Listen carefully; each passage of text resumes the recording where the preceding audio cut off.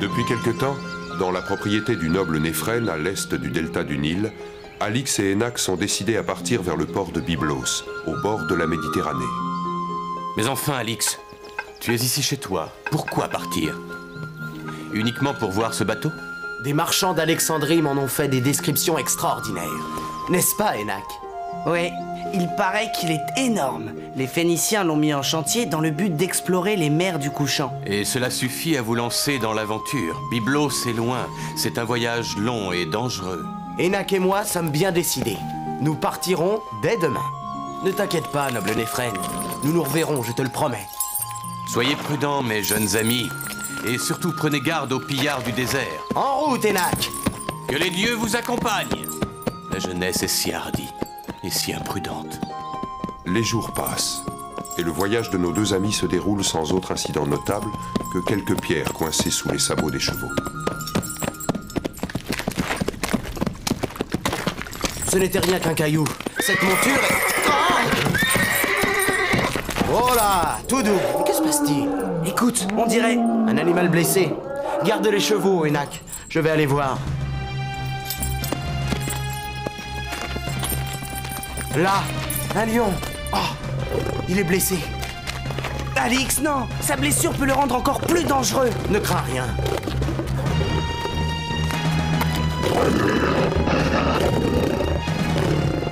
Là, doucement.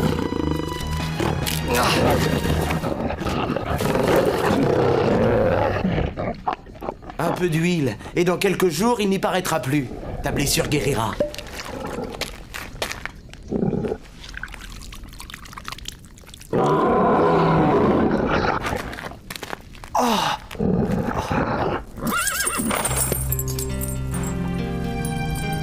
Crois-tu que les chevaux risquent quelque chose avec ce lion à proximité? Non, regarde, il s'en va.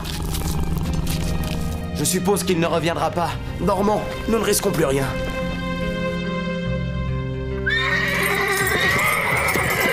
Oh, le lion, il est revenu! Par tous les dieux, c'est incroyable. On dirait que... Oui, il nous offre sa proie. Comme s'il voulait te remercier de l'avoir sauvé. C'est extraordinaire. En tout cas, cette viande est la bienvenue. Ranime le feu, Énaque. Nous allons la faire cuire. Nous devrions lui trouver un nom? Pourquoi pas Raban? En tout cas, j'espère qu'il ne va pas nous suivre. Les chevaux sont très nerveux de par sa présence. Allons-y, nous avons encore une longue route à faire.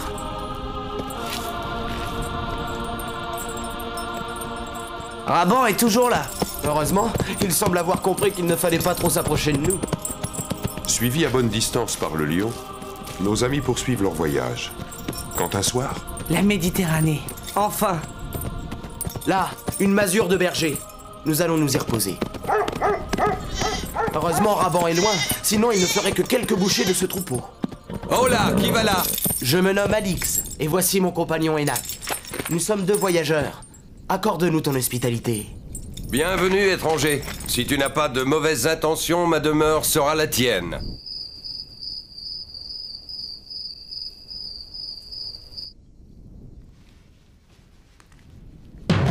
Allez, debout. Et sortez. Qui êtes-vous? Oh, et que voulez-vous? Silence. Toi, prends tout ce qui a de la valeur. Ils volent le troupeau. Arrête cela immédiatement. C'est le seul moyen de subsistance de ce pauvre berger. Il n'en aura bientôt plus besoin, tu peux me croire. Qu'attends-tu? Tue-les tous. Oh, nous tuer sans autre forme de procès? Est-ce ainsi qu'un Romain se comporte? Toi, comment sais-tu que je suis romain? Ta façon de parler t'a trahi. Je suis moi-même citoyen de Rome. Énaque, mon compagnon, l'est aussi. Avec des cheveux comme les tiens, difficile de te croire. Je me nomme Alix, fils d'Astérix. J'ai été adopté par Honorus Gala, l'ancien gouverneur de Rhodes. Oui, j'ai entendu parler de cette histoire, et je me souviens de l'homme. Il est mort des suites de ses blessures, et l'on dit que le général Marcius n'y était pas pour rien. Pas le général Marcius, le général Marsala. C'est juste, seul un vrai Romain peut savoir cela, je te crois. Suis-moi avec ton compagnon.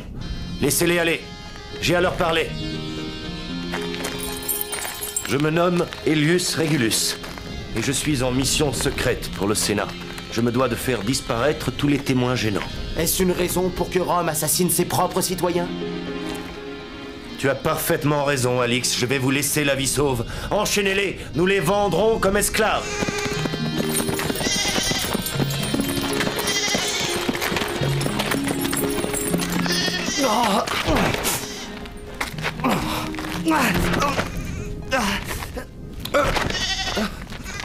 Les Romains en compagnie de mercenaires grecs? Oui. Et l'entente entre eux est mauvaise. C'est peut-être notre chance. Des prisonniers? Qu'est-ce que cela signifie, Régulus? Nous en tirerons un bon prix auprès du premier marchand d'esclaves venu. Tu avais dit aucun témoin. Tuez-les. Il suffit, Corsia. Ces jeunes gens sont citoyens de Rome. Je me refuse à assassiner des compatriotes. Et lui? C'est un Romain aussi? Non. Emmenez-le et exécutez-le. Non, non, non, pitié. Tu laisses faire ça? C'est monstrueux. Désolé, Alix, je ne pouvais rien faire pour lui. Suivent des jours et des nuits où progressivement une sympathie s'installe entre les deux garçons et Régulus. Et cela à la rage de Corsia. Voilà des jours et des jours que nous marchons vers le sud. Où allons-nous, Régulus? Et qui est-ce, ce Corsia? Je puis bien te le dire à présent. Nous allons à Petra. J'ai recruté Corsia et ses mercenaires, des hommes sans foi ni loi, afin d'aller menacer et même punir, si besoin est, le roi des Nabatéens, Charamon. Mais pourquoi le Sénat s'intéresse-t-il à ce Charamon? Depuis son refuge de Petra, il exerce un droit de péage sur toutes les marchandises qui vont de la mer Rouge à la Méditerranée. N'est-ce pas normal, Régulus? Oui, mais ces tarifs deviennent beaucoup trop excessifs. Et toutes les richesses que l'on trouvait abondamment sur les marchés de Rome, telles que la soie de Chine, l'encens, la myrrhe, le corail ou la pourpre, sans parler des parfums exotiques, se font très rares. Aussi le Sénat a-t-il décidé d'agir. Mais pourquoi t'envoyer toi, avec seulement quelques hommes et une bande de mercenaires, plutôt que des légions? Parce que Rome préfère cette solution à une guerre ouverte contre les Nabatéens et tous les pays avoisinants. Pourquoi avoir défait leurs liens, Régulus? Ce sont des traîtres en puissance. Nous sommes dans le désert. Ils n'iraient pas loin sans vivre et sans eau. Ils peuvent s'évader en pleine nuit et voler de quoi survivre. Rattache-les ou je ne réponds de rien. J'ai une mission à accomplir, Alix, et je préfère ne pas la mettre en péril. Rattache-les pour la nuit. Mais pourquoi cette expédition est-elle si importante pour toi, Régulus? Tu as sans doute entendu parler de la ville de Troie. Celle-ci, en son temps, tout comme Petra, mais dans le détroit des Dardanelles, exerça également un droit de péage permanent sur les bateaux chargés de blé venant du pays des Scythes à destination de la Grèce. Cet impôt augmenta tellement qu'il provoqua la fameuse guerre de Troie. Le prétexte de la belle Hélène cachait donc en réalité de dures nécessités économiques. Il en va désormais de même aujourd'hui avec ces produits arrivant des contrées orientales. Et dont Rome, bien entendu, ne peut plus se passer.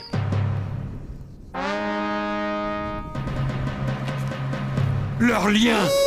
Régulus! Régulus! Quoi? Que se passe-t-il? Regarde! Ils ont été rongés. Rattache-les. Pourquoi? Nous aurions pu nous enfuir cette nuit, et nous sommes pourtant restés. Oui, en effet. Je puis peut-être vous faire confiance. Mais d'abord, expliquez-moi comment vous avez fait pour rompre vos liens. Si je te le dis, tu ne me croiras pas. Un lion est venu nous délivrer. Un lion? Tu te moques de nous! C'est pourtant la vérité, aussi incroyable qu'elle puisse paraître. Voici quelques jours, j'ai soigné ce lion. Il était blessé d'une flèche dans le flanc, et depuis, il nous suit. Il lui arrive même de partager ses proies avec nous. C'est bon, je veux bien te croire. Même si la reconnaissance d'un animal aussi sauvage qu'un lion me semble extraordinaire, laisse-les aller à leur guise. Aux approches de Petra, Corsia et ses hommes, sur l'ordre de Régulus, font main basse sur une caravane de riches marchands. Regrettable, mais désormais nous pourrons entrer dans Petra. Après avoir envoyé un homme en éclaireur sous prétexte de négocier leur droit de passage, Régulus et sa troupe pénètrent enfin dans Petra sous le couvert d'une chatoyante expédition commerciale.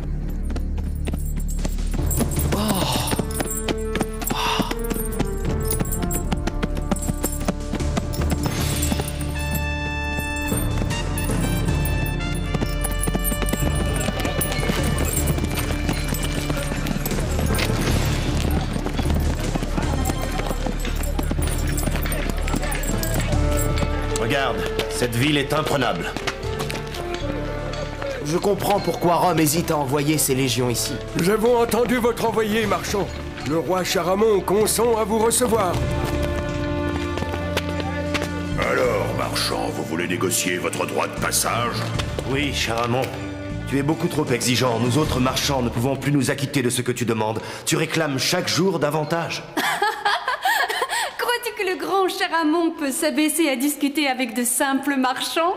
Effraya, ma fille, tu es bien le plus impitoyable de mes ministres. Tu as raison, nul ne négocie avec le grand roi Charamon. Voici mes conditions. Dépose tous les biens de ta caravane dans mes entrepôts, marchand. En échange, tu recevras 100 pièces d'or. Comment? C'est ça, ou le renvoi immédiat de ta troupe dans le désert. Tu ne me laisses pas le choix, Charamon. J'accepte, mais je dois d'abord palabrer avec mes hommes. Va!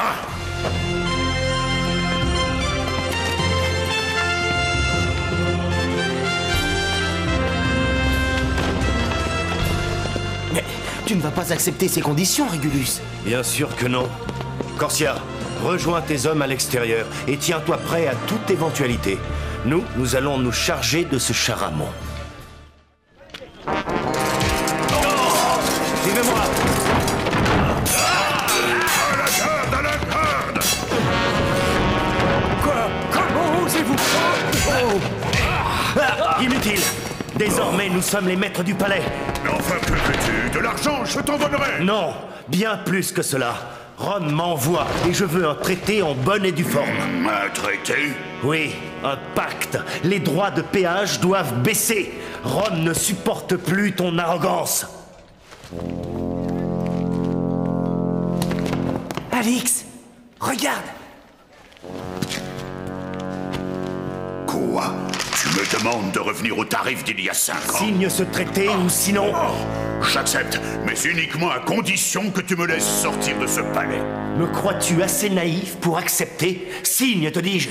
Régulus, un passage secret. Les enfants du roi se sont enfuis. Rattrapez-les. Il ne faut pas qu'ils parviennent à prévenir la garde.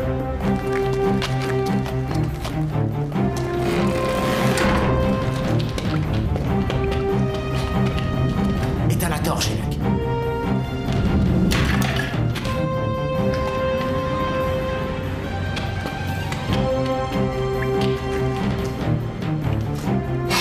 Silence, Freya. Pas un bruit, ou tu le regretteras, compris?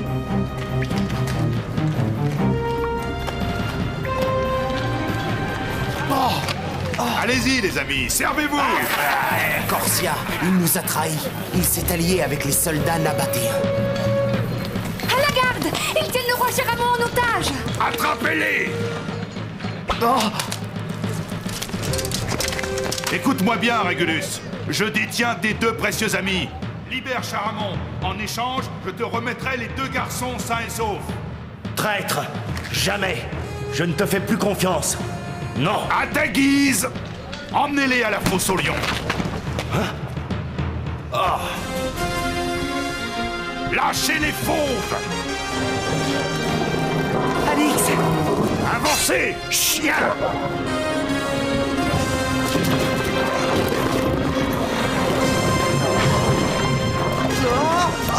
Enoch!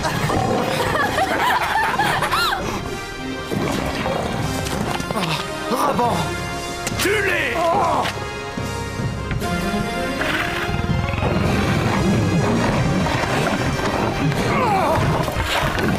Raban, tu nous as sauvé la vie. Corsia et ses hommes nous cherchent. Comment faire pour délivrer Régulus de ce piège? il nous faudrait une véritable armée.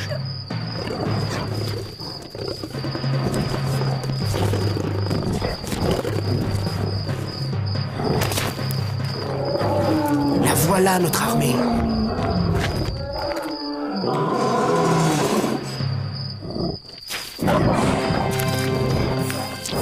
Raban, il a compris ce que l'on voulait faire. Vite! Suivons Raban. Les lions, ils ont disparu. Alix et Enac, maudits Romains. Tout cela a assez duré. Il faut délivrer le roi Charamon. Tu as raison, c'est décidé. Demain à l'aube, nous attaquerons le palais. Rendez-vous, Romains!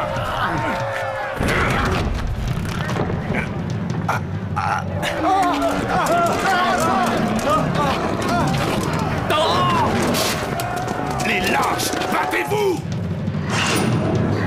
Allez, Alix! Vite! Il faut profiter de la situation! Cette diversion aura au moins permis à Régulus de tenter une sortie.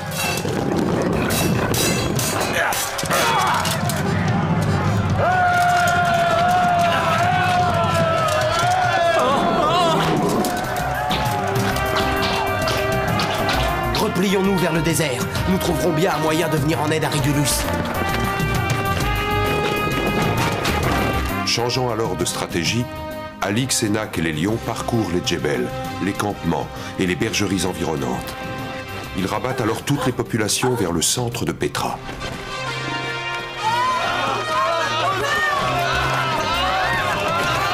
Faudrait s'arranger pour faire croire que c'est Régulus qui a fait le coup. Si tu y parviens, je te promets de te nommer grand vizir et de te couvrir d'or. Mais surtout, que nul ne puisse me soupçonner d'avoir ourdi ce complot. Tu as ma parole. Moi et mes hommes, nous allons pénétrer dans le palais par le passage secret. Toi, occupe les Romains en attaquant la porte. Oh non, repoussez-les, repoussez-les! Sinon nous allons être débordés! Non, Corsia. Si tu fais cela, notre alliance est rompue. Ces gens sont des nôtres. Regarde. C'est encore ces deux maudits Romains et leurs lions.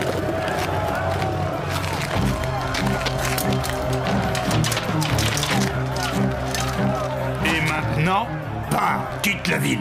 Non, mon père est toujours otage. Il n'y a que lui qui peut négocier avec Régulus. la princesse Ephraïa a raison. Moi seul peux délivrer votre roi. Mais si j'ai réussi, n'oublie pas ta promesse. Désormais, ta seule chance de sortir de ce palais vivant est de signer ce pacte. Régulus, viens vite!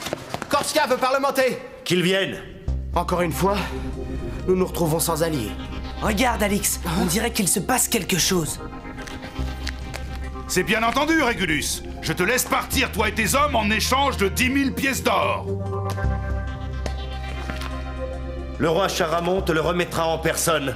Mais qu'est-ce qui me garantit mon sauf-conduit? Je suis la princesse Ephraïa, Romain. Si mon père est bien vivant, tu as ma promesse. Ephraïa, ma fille, je suis là. Laisse-les partir. Amène les chevaux des Romains. Régulus, il quitte le palais. Mais que fait Corsia? Le roi Charamon est mort. Oh, maudit Romain! Il a tué mon père! Il a tué mon père! Viens, Ephraïa. Ne reste pas ici. Le roi Charamon est mort. Le Romain l'a étouffé avec l'or promis. Je proclame la princesse Ephraïa reine de Petra. Peuple de Petra, ce crime odieux mérite vengeance. N'oublie pas ta promesse, ô ma reine. Je proclame Corsia grand vizir. Et avec l'aide de ce généreux soldat, nous allons pourchasser les assassins de mon père, afin de les châtier. Rassemble une troupe, Corsia. J'en prendrai moi-même la tête. Il faut récupérer ces traîtres. Ce fourbe de Corsia se lance à la poursuite de Régulus. Nos amis vont se faire massacrer. Il faut les prévenir. Mais comment faire? Ils doivent être loin maintenant. Quitte à progresser à marche forcée, nous devons absolument les rattraper. Raban nous guidera à travers les rocailles. Hélas, cette courageuse décision coûte cher. Rapidement, les garçons qui ne dorment presque plus sont épuisés. Et il est même bien difficile de suivre les Nabatéens et les Grecs. Raban le lion chasse pour eux et les empêche de s'égarer dans le désert. Il fait de son mieux pour trouver de l'eau et de l'ombre lorsqu'il le faut. Viens, Enak. Nous ne devons plus être loin.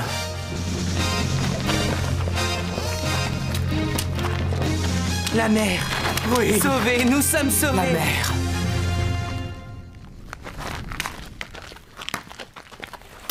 Cette fumée ne présage rien de bon. Par tous les dieux, nous arrivons beaucoup trop tard.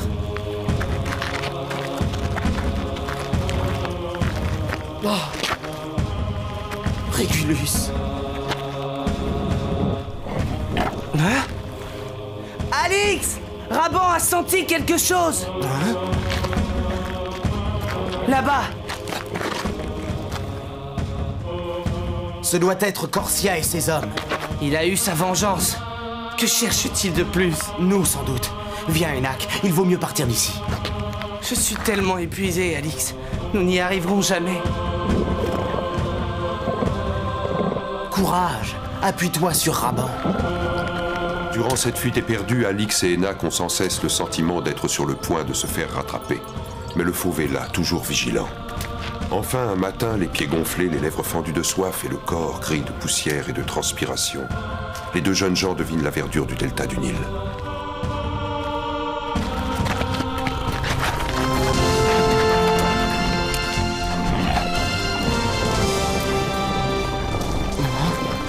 Raban!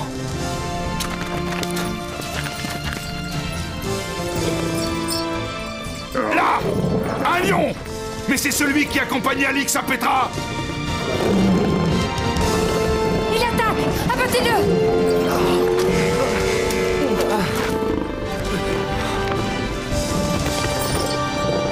Il nous échappe! Poursuivons-le! Raban! Il se sacrifie pour nous. Voilà des jours que nous errons dans le désert. Et tes hommes ne pensent qu'à verser le sang comme toi. Maintenant, je regrette de t'avoir fait confiance. Pourquoi avoir assassiné mon père? C'est sur ton ordre que j'ai commis ce meurtre. Tu as autant de sang sur les mains que moi. Et puis n'es-tu point reine de Petra? Et moi, grand vizir? Je te conseille de ne pas l'oublier.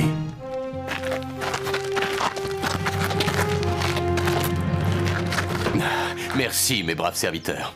Hein? Regarde là-bas. Que vois-tu? 2 hommes, Seigneur Néphren. Ils semblent être en difficulté. Le désert est souvent cruel pour les voyageurs imprudents. Il faut les secourir. Prends un char et va les chercher.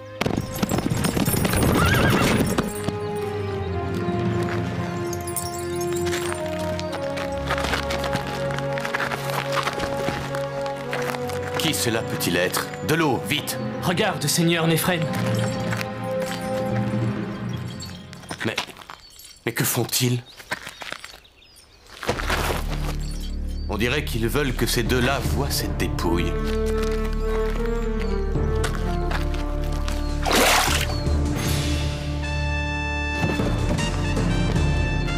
Néphren.